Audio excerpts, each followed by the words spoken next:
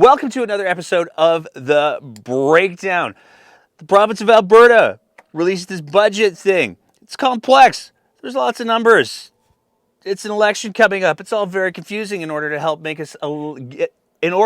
us make a little bit of sense of things, we have invited back, and he has graciously agreed to appear onto the show, Calgary economist Dr. Trevor Tombe. Some of you might remember a little while ago, we had Dr. Tombe on to explain why it is that Alberta continues to send equalization payments to the rest of the country. Dr. Tombe, thank you so much for joining us today. My pleasure. Great to be here.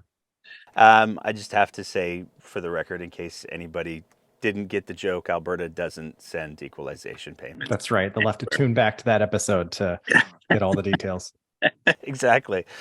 Dr. Tombe, before we get into the budget, if you would just be so kind as to tell our listeners a little bit about who you are, what your background is, all of that kind of stuff. Sure. So I'm a professor of economics here at the University of Calgary and a research fellow at the School of Public Policy. I guess my areas of research really focus on international and internal trade, between provinces within Canada in particular, as well as public finances. And so I'm a co-director along with Michael Smart from the University of Toronto of a project that we call Finances of the Nation, really putting together a comparable data across provinces over time and really hoping to provide a way for people to understand what is a really complex area. And I think Alberta in particular is a pretty interesting place to think about public finances and economic issues in general. And so I, of course, have a particular interest in unpacking some of the budget numbers that we see in this province. Perfect. Well, let's get right to it then. The budget got dropped. We got some of the obligatory graphs from you, which we absolutely utilized on a couple of our episodes, with credit to be sure. Am I reading this wrong? Is this not like the biggest budget, the most spendiest budget, to use the economic term, that we've seen in quite some time?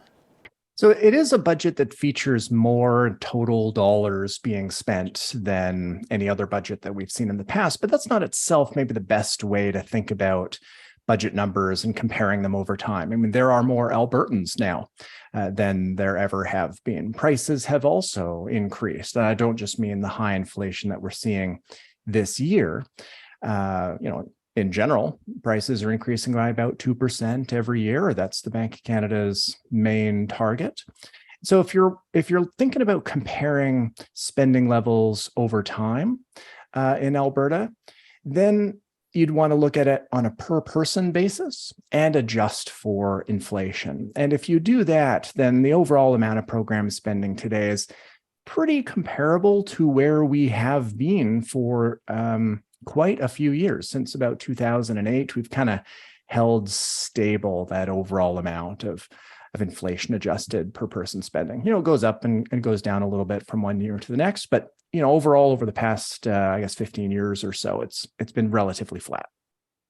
So it's not the spendiest budget? Because I'm going to have to walk some things back if that's the case. So, all right. What do we mean by spendiest? In one dimension, it's certainly a budget that features more in spending than the government itself planned. And interestingly, more in total spending than what even the previous government under Premier Notley planned for in the current year. So the prior government had a projection for 2023 of about $66.5 billion. This government itself had a projection in last year's budget of overall total spending of about $62 billion or so. And then here we are just 1 year later following that, and total spending is $68.3 billion. So what we've seen is a big ratcheting up in the amount of planned spending in this budget in particular. And so that change in what we're now planning to spend relative to what we were previously planning to spend, that's a really large increase. That's potentially the largest increase that we've seen in quite some time, if not ever. Okay, so I don't have to go running things back right away then. No. I think it is fair to characterize this budget's main focus as around increasing the overall amount of spending. And, whether it's literally the most spending that we've ever seen, in the province is potentially not the case, but that delta between what we were previously planning, regardless of which government plan you look at, relative to what we're actually now going to proceed with, that's a notable increase. Now, you've written a little bit about this budget. You put out a piece for CBC on March 1st where you talked about the budget. What are the big takeaways? What are the high level things that you think people should be aware of when it comes to this provincial budget? So a couple things. First, resource revenues. This is one where, it's an important source of revenue, always has been for the province for, quite some time. Since the 1940s. We basically rely heavily on resource revenues to balance the books, and we see that in a really big way in this budget. We have, for the projected fiscal year here, 2023, over $18 billion in resource revenues being projected. That's, on a population of 4.5 million, we're talking about $4,000 per person effectively in revenues from oil and gas royalties. And it's the second highest level that we've seen, second only to last year when resource revenues were $27.5 billion. And that's just a massive increase. If we dial the clock back to 2021, I know 2 years, especially these days, is a very long time, but we had a projection for $5.8 billion in resource revenues this year, 2023. Then last year, we revised that up to 12.3. And then now we've revised it up again to 18.4. So we're getting much more in resource revenues than we were previously planning for.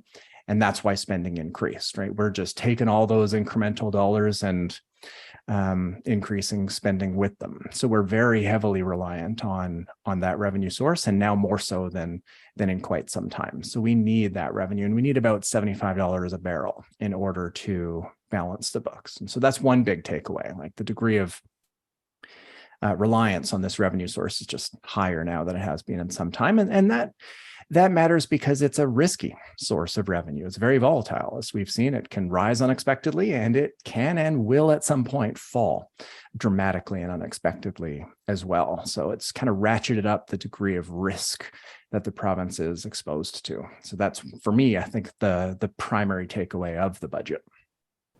I want to just drill into that resource revenue. No pun. Well, okay, I'm going to go pun intended. I'm going to say I intended to do that one. But I wanted to talk about that for a quick sec, because there was an article that was published by Susan Wright with her Susan on the Soapbox blog, where she referred to a couple of numbers that you threw out there in regards to the volatility of the resource revenue. What she quoted was, today a dollar change in the price of oil equates to $630 million up, so that's good, or also down, so that's less good. But the thing that really struck me is that just 2 years from now, that dollar change one way or the other will have almost, it's 850 million, that's almost $1 billion. And when we're talking about what some people have called a structural deficit in the order of $12 to $16 billion, $6 goes a long way in making very big problems. Yeah. And so that really illustrates how volatile this revenue source is, and why now it's more volatile than it has been in a very long time. Because when the price of oil changes, then revenues to oil and gas producers change, and we levy our royalties off of those revenues. And when facilities, large oil sands facilities in particular, pay off their initial capital investments, then they're put into a different royalty category, where a much larger share of any incremental change in revenue is taken, as high as 40%, depending on what the oil price is. And now we're also producing a lot more barrels than before, about 4 million barrels a day, roughly, which is about double the overall production that we had back in 2010, for example. So the scale of production increasing, and many of these facilities having paid off their capital investments, means that royalties are quite a bit more sensitive to prices. So that 630 million per dollar, that right there is roughly double the sensitivity that we were at for most years prior to the pandemic, where it would kind of vary between 2 and 300 million or so. And then that's just going to ratchet up from here. So by 2025, yeah, based on the budget numbers that we got, the government doesn't itself report this. So, take it with a grain of salt. My estimate is for 850 million per $1 change in the price of oil. And easily 2026 or 2027, we might hit that mark where each $1 per barrel change is worth $1 billion to the government's bottom line. And so that does mean that the highs are high and the lows are low, and the swings from one to the other can be very dramatic. Like a $4 change in the price of oil would push us back into deficit in this coming year, for example. And these are swings that we can easily see. I just popped on here to Google Finance while we were chatting, and today the price of oil is down $2.50 a barrel. So like right there, right there's what, $1.5 billion if that change is sustained over a year. So just incredible amounts of financial risk that I don't think that broadly most Albertans are really aware of. I want to talk about the royalty piece for a bit because, and I'm going to go down a little bit of a rabbit hole, so if you could be patient with me, I would appreciate it. One of the conversations that we've had with multiple guests on the show has to do with the royalty structure. And as much as I'd like to ask you the question, should Albertans be getting a higher level of royalties for the resources that are extracted? I guess the way that I'm going to position that question to make it a little bit more relevant to today's conversation is, if the royalty structure did give Albertans more on the dollar, would that help to stabilize things, or would we still be riding the same roller coaster? So I think there's two separate issues here. One, the royalty structure itself, and then a second piece is, what do we do with those royalties? And we can think about them separately. Now, I'm not, I guess I'll hesitate to weigh into the details around the royalty design, but we have to think about what we're levying royalties on. The total amount of royalty revenues that we raise per dollar in industry revenue, that is low and has been falling. And that's what many look to and say that we're not levying our fair share off of that industry. And I think that that's not quite the view that I take. What we're trying to extract is the value of the barrels of oil that we own. And that value needs to reflect not just the revenue, but the costs of extracting barrels. And Alberta has a pretty high cost barrel. These are very capital intensive projects. And when you then look at the kind of the net, the revenue minus the cost, what we think of as what economists call the resource rent, what we extract from that over the expected life of a facility is about 2/3, or that's our target. We want to extract about 2/3 of the available rent. That's higher than where we were prior to 2007, where I believe we were extracting or aiming to extract about half. So the royalty review that we had under the previous government does a deep dive there, did some really meaningful changes on the conventional oil side, and also targeting that 2/3 share. And so what's a fair share?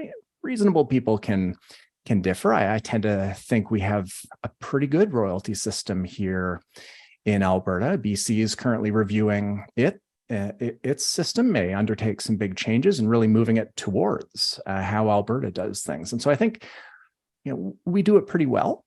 And that's not to say we shouldn't ever reform things. I think it's sensible to have royalty reviews on a periodic basis and change things where necessary. But I unlike some, don't think it's fair to say that Alberta is leaving a bunch of revenue on the table or has a system that's obviously unfair to the owners of the resource here. So then what do we do with the revenues that flow in? That's where the volatility comes from, independent of however you want to structure the royalty system. We don't need to rely on these revenues in order to fund public services, right? Health and education can be funded through taxation, and we could, instead of spending the resource revenues, save them. And so that would cushion the budget volatility that we see. The revenues would still, rise and fall depending on what oil prices do. But if we're not relying on those dollars for operations, then that volatility is just fine. What are some of the? I mean, there's a lot of people who have looked at this budget and they said, it's an election budget. I think you might have been one of them. Um, what are some of the wins of this election? What are the things that you look at and you go, they got that right? So the health system in particular in this province and every province and health systems around the world under incredible strain. And there's going to need to be some additional dollars allocated to health systems in order to increase capacity and help us not just recover from the disruptions of the pandemic, but also deal with a still now rapidly aging population that's putting a lot of pressure, a lot of demand on the system. And so we're seeing government after government increasing the amount of dollars allocated to health, in part facilitated by additional dollars from the federal government targeted in this area. And so seeing that in the budget, I think was welcome. And whether the increase was enough or not, given the strain on the system, is I think a conversation for health policy experts to dive into, not me. But I think there's no avoiding the higher spending that we're going to need to do in health, not just in the short term, but for the coming 2 decades as populations just get older and older here and across the country. I'll note that BC released its budget on the same day. And prior to both of those budgets coming out, so the previous fiscal year, both Alberta and BC spent roughly 25 billion, give or take, on health, 25 and a half. BC increased theirs to over 28 for the coming fiscal year. And I think Alberta increased its, not quite as much, but it increased its overall health spending to about 26 and a half. So that gives you maybe a sense of how much other jurisdictions are increasing their health spending. So I think that was good to see. There's also, in post-secondary, there was a meaningful change there.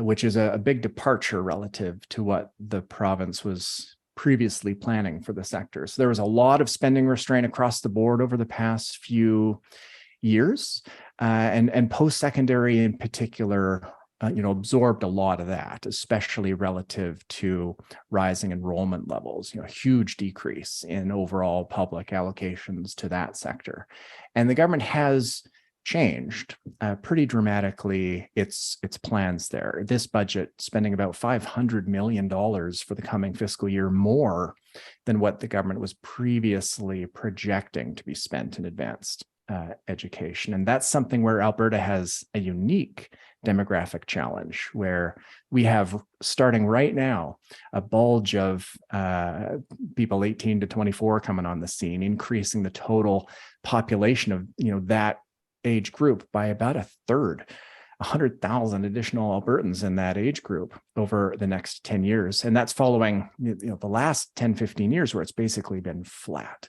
So we're going to see a huge increase in demand for space in that sector. And I don't think we're really up to the challenge. And many of these individuals will probably seek out opportunities in other provinces, which is a big loss for Alberta because it makes them far less likely to come back and bring their skills and education to work here in the province. But we did see a nudge up and an attempt to, at the margin, increase the overall amount of enrollment capacity in the system. And so I think we're going to need to see a little bit more of that. I'm not going to, critique the decisions to increase spending. I think there's some real needs here for sure. It being a pre-election budget, though, is interesting because, what changed since November that would lead to a $4+ billion revision up in spending plans. So I think there's, fair enough that the spending is needed in lots of areas, but I am continually disappointed by our lack of long-term planning in the province and sticking with the plans that we do make. So it seems like the long-term planning and the resource roller coaster are your biggest critiques. What are some other things that you look at with this budget and you go, "Oh man"? Well, budgets first they're very large documents. The budget itself is 180 pages, and that's not counting all of the ministry-specific plans that roll out at the same time and all of the kind of line-by-line estimates. So I certainly haven't digested it all. But there's always pros and cons, strengths and weaknesses to any budget of any government, any party. at all. So for me, I look to the resource revenues because it's a continuous problem for this province. And we have not seen a government even verbally talk about the core challenge we have in the province, which is that heavy reliance on volatile resource revenues. Jim Prentice did interestingly try in his pre-election budget in 2015. That was a time where resource revenues were a lot lower than was previously planned. And so there was some tax increases and some spending cuts at that time in order to save incrementally resource revenues. And ultimately that didn't work out for him in the election. But excluding Jim Prentice, you have to go back all the way to Don Getty before someone really takes seriously the challenges that we have and addressing it through changes on the spending side, but also revenue increases. So just the complete lack of any vision beyond the next election, I think, was for me, the big missed opportunity in this budget. How would you, like, out of curiosity, how would you correct that? Like, what is that? If we're going to get off the roller coaster, what ride are we getting on? Well, if you're going to rely less on one source of revenue, you're going to need to make up for it either with increases in other sources of revenues or reductions in spending. Now, I think there's going to be some combination of the two, but I think where we are right now, our spending levels per person are fairly comparable to what you see in British Columbia, for example. A little higher than what you see in Ontario, lower than Quebec. And so if you average those other three large provinces, we're fairly in line with them. So I think the scope for spending decreases are actually a lot less than what we've seen in the past. And I guess just for context, right, $18 billion is resource revenues planned for the current fiscal year. That's double the amount we spend on primary and secondary education in the province, right? So I think saving resource revenues and lowering spending is not feasible, right? It's just too large of a change. It'd be like lowering spending across the board by 25 cents on the dollar, right? So that's big. So if we're going to save more, I think we're going to need to then think about taxes. And Alberta taxes are significantly lower than any other province. And I guess just for perspective, every budget, which I think is one of the most interesting things the government puts out in a budget, is we compare what revenues would be under the tax systems in other jurisdictions. And Ontario is the next lowest tax jurisdiction. And if we had the Ontario tax rates and structures, revenues would be about $20 billion higher. Like that's the next lowest tax jurisdiction in the country. So there's scope to change tax rates in Alberta. Now, the pros and cons of that, right? Taxes do mean lower disposable income for individuals, for sure, but it would allow us to save more resource revenues. And so some kind of combination of gradually introducing other sources of revenue with some spending restraint sustained over time could allow you to save a pretty meaningful fraction of overall resource revenues. And it doesn't necessarily mean a sales tax, right? We can change other tax rates. I'll go back to Jim Prentice proposing a healthcare contribution levy. If we were to think about introducing something that is structured similarly to BC and Ontario, then that could be $2 or $3 billion right there in terms of a healthcare contribution levy. Not popular, so I think the government and political parties, all political parties, have some work to do to kind of get public buy-in to the need to ease our reliance on this resource revenue. But there's a lot of scope for us to do it. And I think that really does reflect just the underlying strength of Alberta's economy and the fiscal capacity of its government if we want to access it. I want to talk a little bit about that corporate tax thing that you talked about there, because, I mean, one of the things that we saw, one of the motivators that we were told, was the big reason for changing the corporate tax rate, is because it's going to give us this great advantage. We're going to get so much business here. We're going to be business all the time. There's the most businessy business place. Um, Correct me if I'm wrong. Ontario's lowest rate is 10. We're currently at 8. The graph that I'm looking up here that I just Googled, which may or may not be accurate at all, has Saskatchewan also at 12 or 10. Alberta's at 8. Would we, in your assessment, do you think we would be giving up all of that businessy business if we went up a percent point or two? So any tax change is going to come with a behavioral response and a mechanical response. And so the mechanical one's pretty easy to think about. It's, well, what's total corporate taxable income right now? Changing rates will then change government revenues by, whatever the delta is between the rates times the tax base, in this case, corporate profits. But it will also change the size of corporate profits itself. And it can do that through many different mechanisms. One would be actual real changes in investment decisions in the province. And I think that's what you can think about as creating incentives or disincentives to engage in different types of activities. But there's also just accounting, where you can shift profits from one jurisdiction to another. So increasing rates, yes, accountants are going to do their thing, and then at the margin are going to shift to the extent that they can profits across provinces. They'll book revenues in one place or book spending in another in order to minimize the overall tax burden of the business. So there will be some offsetting negative effect of any tax rate increase. And even if one doesn't want to think about the real investment or employment implications, that profit shifting is still going to be there. But the evidence is quite clear in Alberta that the mechanical effect is larger than that behavioral effect. And so increasing corporate tax rates would increase corporate tax revenues, just like decreasing the corporate tax rates decreases corporate income tax revenues. I should say corporate income tax revenues are quite high now, but a lot of that is because of profits of oil and gas companies being very high when energy prices are high. So it's not due to the tax rate reduction, as some might say. So, should or shouldn't we increase corporate taxes is going to absolutely be a part of the upcoming campaign, I bet. I tend to come down on the side of lowering it even further. And let me, I guess, justify that a little bit. I think the level of government in Canada that's best able to raise corporate tax revenue is the federal government.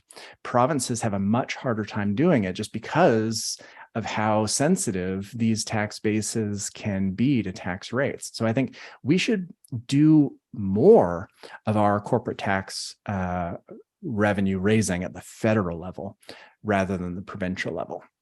So some kind of a shift where provinces all lower their rates and the feds correspondingly raise theirs is, I think, something that is unlikely to happen, but what I think of as potentially a really good change in how we structure taxes in the country. And then provinces should raise more in terms of sales tax rates than they do income. So that's kind of how I view the right mix of taxes. Provinces should have more sales taxes. Alberta should absolutely introduce one. And the federal government should do more on the income taxation side. I want to go back. I want to drill in a little bit to what you just said right there. Alberta should absolutely introduce a sales tax.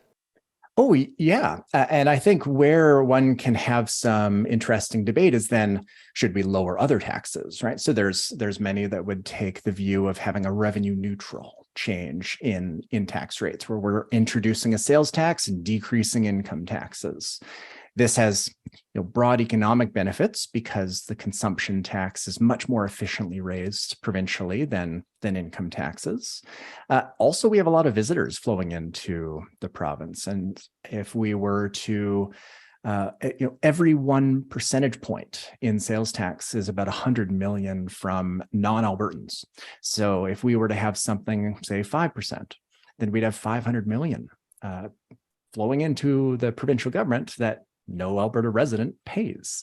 And so there's some real advantages of a sales tax that, personally, there's no question that we should have one. It would allow for lots of, I guess, fiscal improvements. Consumption taxes are also quite a bit more stable than income taxes. So this alone would help address some of the volatility that we face. I personally wouldn't lower other taxes by exactly the offsetting amount. I would use some of the sales tax revenue to allow us to save resource revenues, but reasonable people can disagree on that. But I think economically, the case for broad-based consumption taxes like our GST is incredibly strong. So, I mean, you're not the first person or only person to say that by any stretch of the imagination. There have been multiple books written about, hey, this sales tax thing would be a lot better in a lot of ways. But in a lot of ways, it also seems to be the third rail of provincial politics in Alberta, because you even say, like, as you were talking, I'm pretty sure I heard heads exploding across the province because, my God, you want to put in a sales tax? What do you think it would take to convince, like, what's the argument that do you think that Albertans need to hear in order to be open to that possibility? Because unless I'm mistaken, the provincial Liberals, they tried to introduce a sales tax, or they floated the idea of introducing a sales tax back in 2019, and they couldn't find anyone to run to be their leader last time around. Yeah, I'm under no illusions that this would be something that would be politically easy to do. And for obvious reasons, this is a very visible tax. It's very salient in your mind. You see it on your receipt constantly. It's not popular relative to other taxes that you don't see as frequently.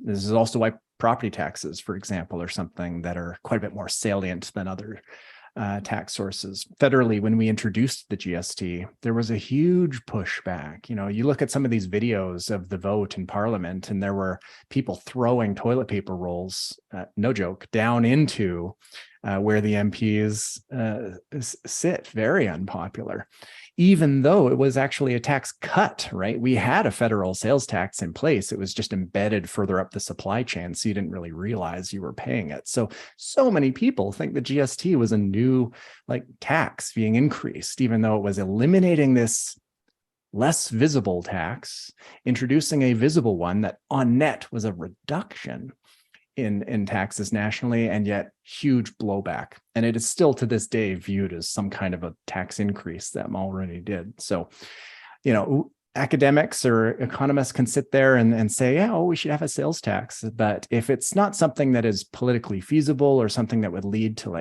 huge anger and polarization, then it might not be worth doing for lots of other reasons. Now, so practically, how we can think about changing the revenue structure in the province, allowing us to save more resource revenues without having any heads explode, would be to think about looking at where our taxes kind of differ compared to others.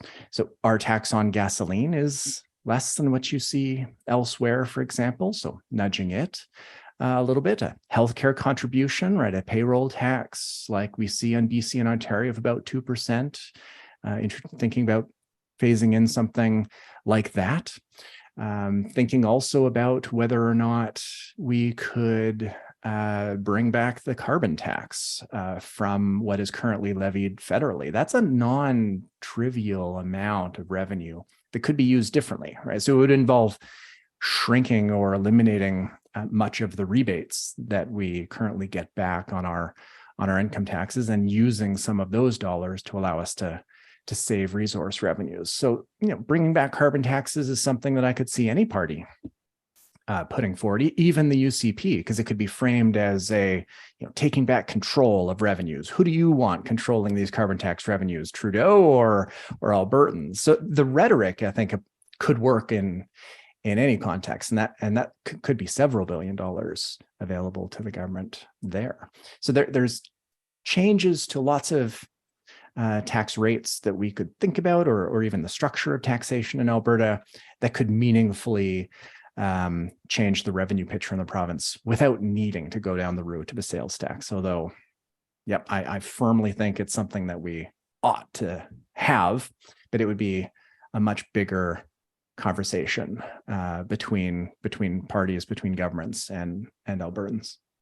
Yeah, it's wild to me that the current provincial government, who's all about sovereignty and autonomy and is willing to look at pursuing things like taking over the pension. But whoa, the carbon tax, we don't want to touch that with a 10-foot pole. That was something where I was actually a little surprised that I didn't see in the budget. Now, I guess it shows how politically, astute I really am here that I would even have this. But the premier has signaled a desire to have a quote made in Alberta carbon pricing plan, and I was sort of expecting that it would be announced in the budget, easily give several billion available to the government that they could then turn around and cut income taxes. And I was kind of surprised that they didn't do that, just because of how much they could have done with the revenue. And because they never mentioned the rebates, right? They would cancel those and pretend it's not actually shrinking the disposable income of people who get them, and say that, well, instead of these dollars going to Ottawa, now you're getting an income tax cut. So it was just like the rhetoric would have, I think, really worked, and I'm not sure why it wasn't put in the budget, given that it was signaled for months ahead of time that they're thinking about this. I would be willing to bet it probably comes 5 minutes after the results come in the next election, if the UCP are successful. A couple other things I wanted to get your thoughts on, because one of the conversations that we had last week during our sort of regular call-in segment of our show was there were some people who were saying, hey, you know what? Yeah, there's lots of spending that's going on, but there's also some austerity that's going on. I was wondering if you could speak to what areas of the budget are you seeing some more austere approaches being taken, some cuts being taken. What are the areas that Albertans should be aware of for those? So I think here it's less about outright cuts in spending, but whether or not the changes in spending that we're seeing reflect the need for public funds in different areas. And so again, I'm no expert in health, so I can't say what is or what is not an appropriate change, but increasing spending from 25.5 to 26.5 billion is what we're planning for in health. That's a similar increase that we saw in 2021 to 2022. So it's kind of continuing that pace of increase. Then we'll go to 27.5 next year. And so it's 1 billion more per year between 2021, 2, 3, and 4. And is that pace of increase sufficient to deal with the challenges in the healthcare system, not just from the pandemic, but I mentioned an aging population? If it's not sufficient, then one could view that as I don't like the word austerity, but I could understand why someone would maybe use it in this case. And BC is maybe an interesting counterexample where they increased their health spending by nearly 3 billion, I believe, in the budget that they tabled, going to over 28 billion from 25.5 within a single fiscal year. So one does need to make that case, though. Like, is spending keeping up with the demands in the system? And health is an area where for many years now, even prior to the pandemic, and for many years to come, is going to have significant strain, just because of rising demand on the system. And then post-secondary, and I obviously work at a university, so people should, maybe I'm approaching this with a biased perspective, but there's rising demands on constrained number of seats in that system as well. And I think we're going to need to see more by way of increasing the capacity of the post-secondary systems in Alberta. Otherwise, these young Albertans will go elsewhere. Now, there's been there's a lot, but there's been some fascinating fallout since the budget rolled out. One of the things that has currently captured the attention of the Twitterati has been the fact that, by some interpretations, is how I'll cautiously phrase it, the city of Calgary didn't get anything. And there's been some fascinating back and forth debate in regards to the provincial government has said, well, you didn't ask for anything. And the city has said, yes, we did. Here's the copy of the email. We'd like some money, please. Um, is that sort of thing normal post budget, or is that something to be concerned about? Is that something that makes investors or anybody else go, oh, what's happening here? Or, I mean, what's your take on that whole thing with the available information? So I think every budget is going to feature allocations to some areas and not others. So there's always going to be these kind of choices. And I think, though, it became a bigger issue here just because what we saw is such a large increase in government spending relative to their own prior plans that it just makes any priority area that didn't receive additional spending, makes it potentially sting a little bit more. I don't think it's something that will raise any kind of concern, around investors. This is just the natural give and take of politics, especially between orders of government, in this case, municipal and provincial, because there's, framing that both orders of government are needing to do to signal their priorities or to maybe shift blame, if you will, to someone else.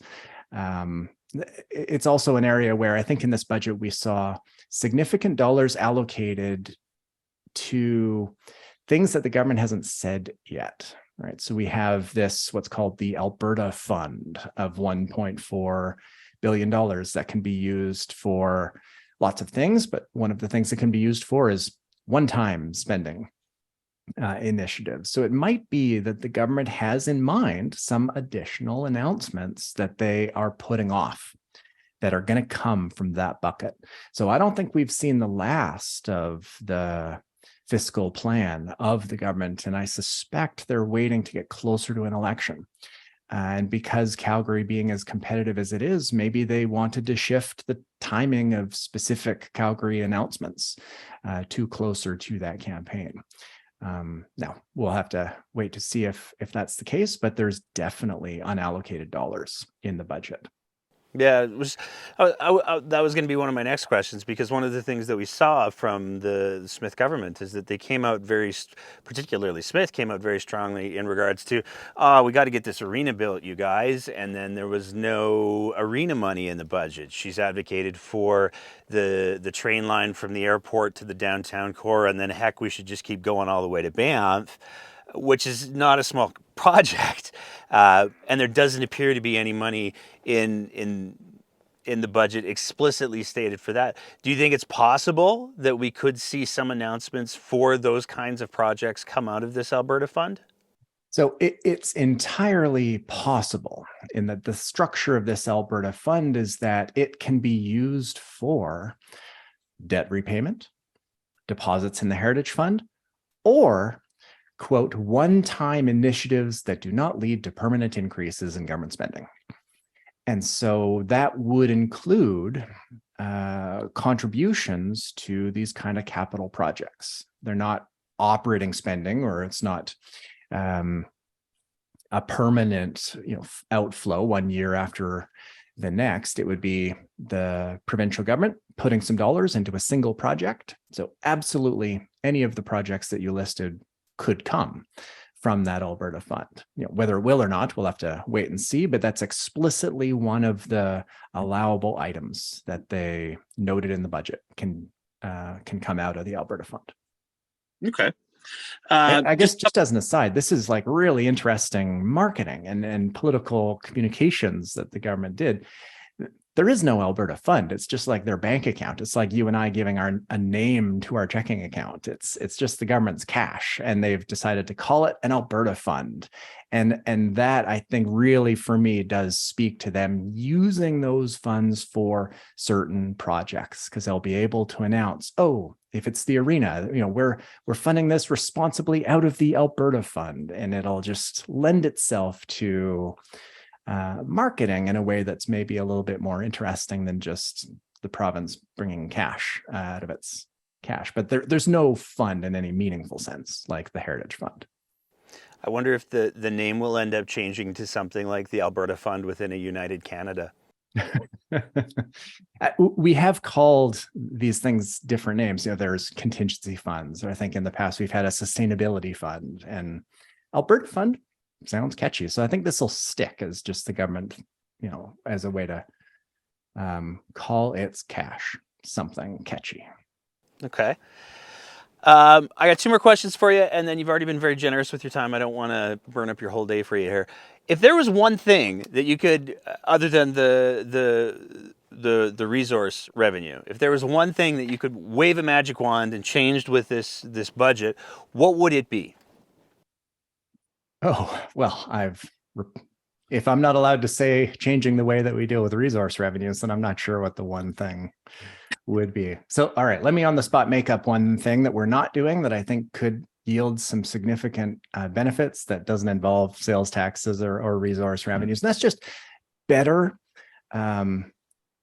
information and long-term vision being provided to Albertans. Now, this is tough for any government. And so what some governments do is have kind of an arm's length entity that provides analysis, projections, longer term projections, trying to just elevate the conversation a little bit. So we have the Parliamentary Budget Office federally. In Ontario, we have a Financial Accountability Office. I think if I look back to our previous Auditor General, in 2018 released a report about Alberta needing to plan for the long term, which we don't do at all.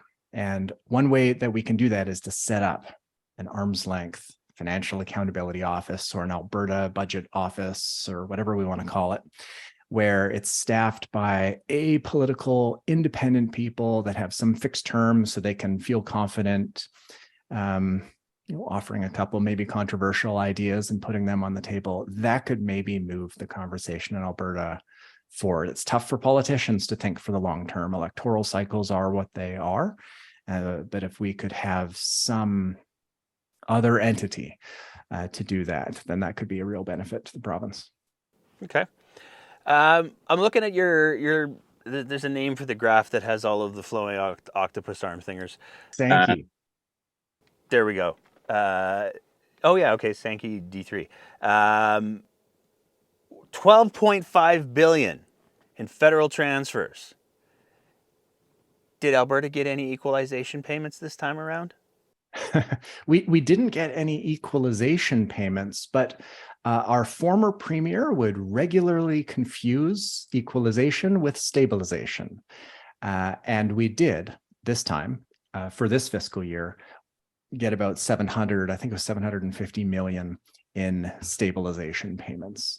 And this is what they were trying and really horribly branding an equalization rebate. And so it's the stupidest thing, but whatever. We're receiving that this fiscal year. And what that reflects is the big drop in revenues that occurred in 2020. So this is a program that's meant to provide a kind of insurance cushion to provincial governments. And so that's in there. But, for the most part, the transfers that we receive are the big ones. The health transfer, that's 6 billion for the coming year, and then the social transfer, about 2 billion. Okay. One more just for the cheap seats. In this budget, how much did Alberta pay in equalization payments? Zero. Yes. Transfers only flow to provincial governments, not out. It never ceases to amaze me how that still is a belief that people have, that equalization payments are things that provinces make to the federal government as opposed to the opposite, which is actually the truth. Anything else you want people to hear? Anything else you want people to know about the budget? No, I think we've covered quite a bit, and the budgets, as I mentioned, are very large and complex, and there's always trade-offs involved in the decisions. So definitely encourage people to take a look at it now, and full credit to the fabulous public servants that we have in Treasury Board and Finance here provincially. Alberta's budget documents, like the PDFs that we have, put aside the party and the government and the choices, they're just exceptionally well crafted documents. They're better than the federal government by far, better than any other provincial government. So they're readable, right? You don't need to be an economist or an accountant to digest them. So we're very lucky that anyone can just randomly pop on to alberta.ca/budget or Google it and get a really nice picture of what the state of the province's finances are. I want to thank you again for taking the time to chat with us today. The budget and the big financial ideas like this tend to be really quite intimidating to people. They tend to be largely misunderstood, and as we've already seen, deeply politicized. So I want to thank you so much for taking the time to chat with us today. My pleasure, anytime. As always, if you appreciate the kind of content that we're trying to produce here at The Breakdown, we would love it if you swung by our Patreon page at www.patreon.com/thebreakdownab and signed up for a small monthly sponsorship of the work that we're trying to do here. It is because of the support that we receive from our Patreon sponsors that we're able to continually up our game, and it is tremendously appreciated. So I want to throw a big thank you out to them, and you can go ahead and visit that website and join and support us as well, because we need all the help we can get. Thank you so much for your attention. Thank you so much for listening and being part of these important conversations. And we will see you next time on The Breakdown.